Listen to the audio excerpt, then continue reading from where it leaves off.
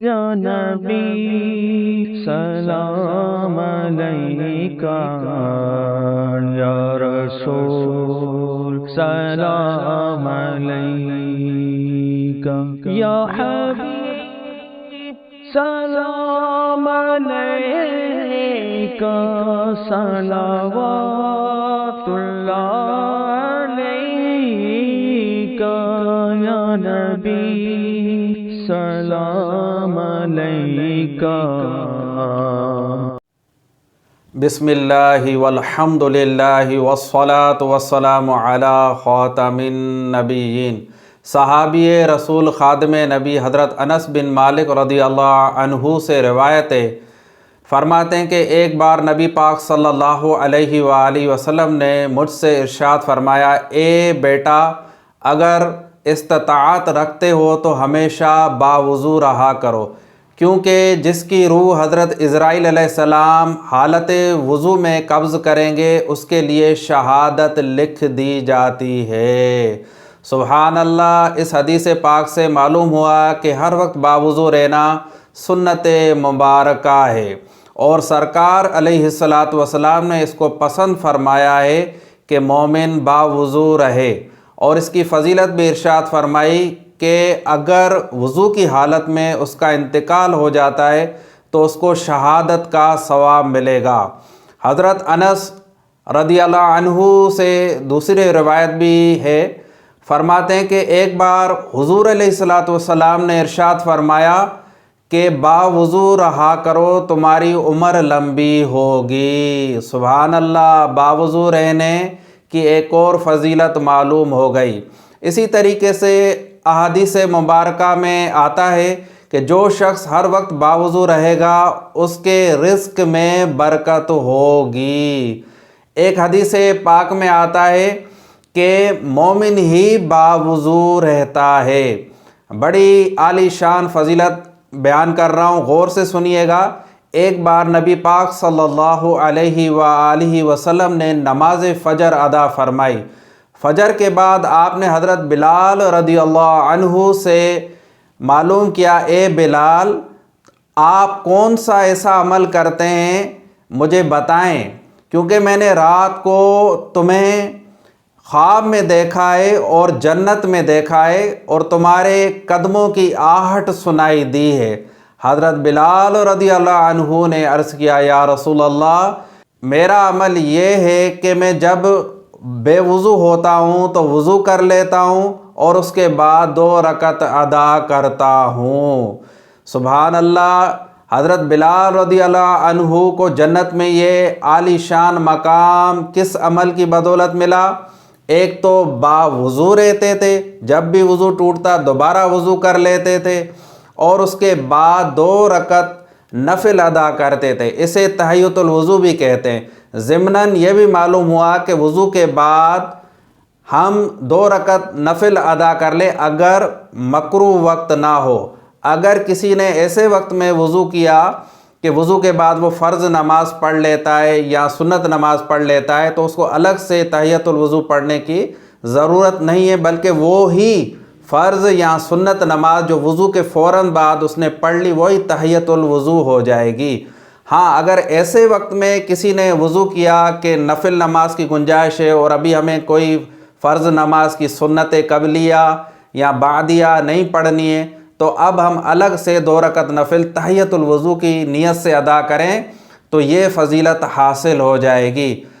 الحمدللہ، باوضو رہنا یہ اسلام کی عظیم سنت ہے۔ اللہ کے نبی حضرت موسیٰ علیہ السلام کی طرف وحی آئی کہ اے نبی اللہ، اگر بے وضو رہنے کی حالت میں آپ کو کوئی مصیبت پہنچے تو خود کو ملامت کرنا۔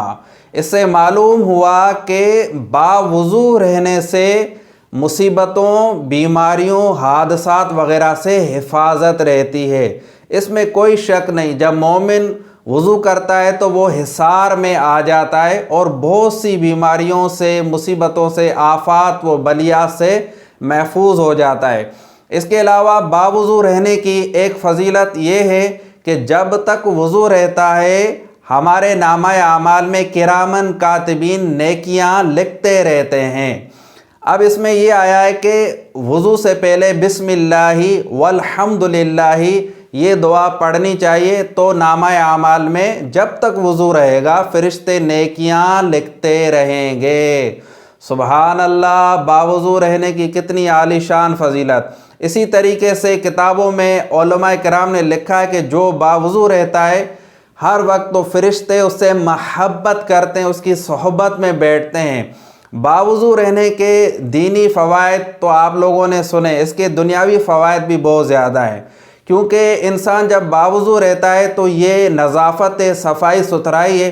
باوضو رہنے سے وہ جراثیموں سے محفوظ ہو جاتا ہے بار بار، کیونکہ ہاتھ دھلتے ہیں، اور وضو ایک کمپلیٹ پروٹیکشن ہے ہر قسم کے نقصانات سے، مصیبتوں سے۔ آپ نے ابھی روایات سنی، تو جب ہم باوضو رہتے ہیں تو بہت سی بیماریوں سے بھی محفوظ ہو جاتے ہیں، کیونکہ باوضو رہنا یہ بیماریوں کو روکتا ہے، بلڈ پریشر کو کنٹرول کرتا ہے۔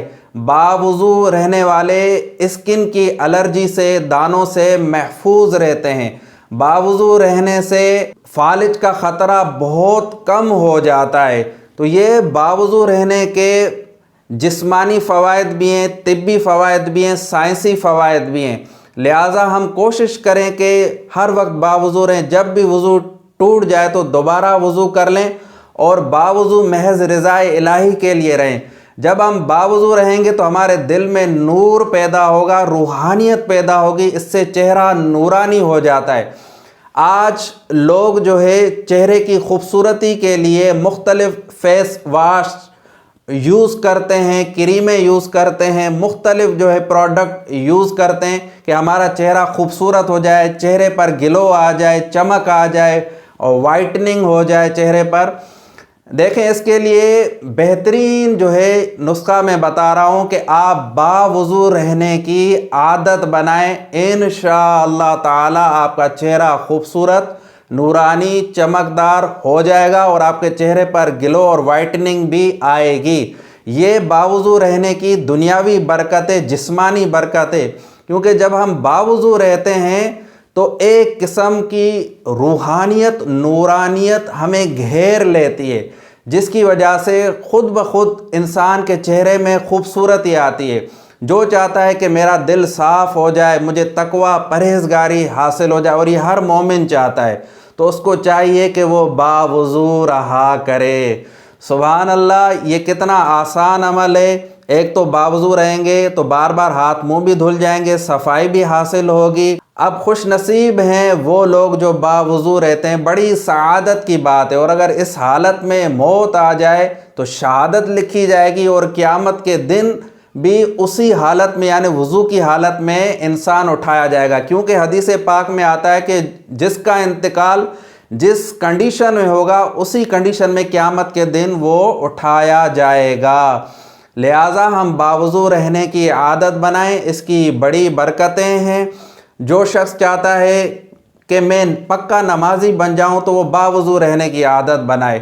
ایک شخص کسی بزرگ کے خدمت میں حاضر ہوا اور عرض کیا کہ حضرت، نماز میں دل نہیں لگتا، عبادات میں دل نہیں لگتا، کوئی آسان سا طریقہ ارشاد فرمائیے کہ میں ٹھیک ہو جاؤں۔ اس بزرگ نے بڑی پیاری اور حکمت بری بات ارشاد فرمائی، کہا کہ بیٹا آپ باوضو رہا کریں۔ اب اس شخص نے باوضو رہنا شروع کر دیا۔ اب وہ وضو کرتا تو اس کو خیال آتا کہ اب وضو تو ہے ہی، نماز پڑھ لوں، اذان آ گئی ہے، اب وضو ہے تلاوت کر لوں، وضو ہے یہ کر لوں۔ تو اب اس کو بار بار یہ خیال آتا کہ یار وضو ہے تو میں یہ نیک عمل کر لوں۔ اور وضو ہر وقت اگر رہے گا تو انسان شیطانی وسوسوں سے بھی محفوظ رہتا ہے۔ ایک اور بڑا فائدہ باوضو رہنے کا بتا رہا ہوں، جن لوگوں کو جادو، جنات، اثرات نے تنگ کیا ہوا ہے، ان کے جسم پر یہ معاملات ہیں، گندے اثرات ہیں، شیطانی وسوسے آتے ہیں، دماغ میں ہر وقت نیگیٹو سوچیں آتی ہیں، ڈپریشن کا مریض ہے، انزائٹی کا مریض ہے، اسٹریس ہے، ذہنی دباؤ ہے، نیند نہیں آتی ہے، حافظہ کمزور ہے، وہ باوضو رہنے کی عادت بنائے۔ انشاءاللہ تعالی اس سنت مبارکہ کے صدقے اس کے یہ تمام مسائل حل ہو جائیں گے۔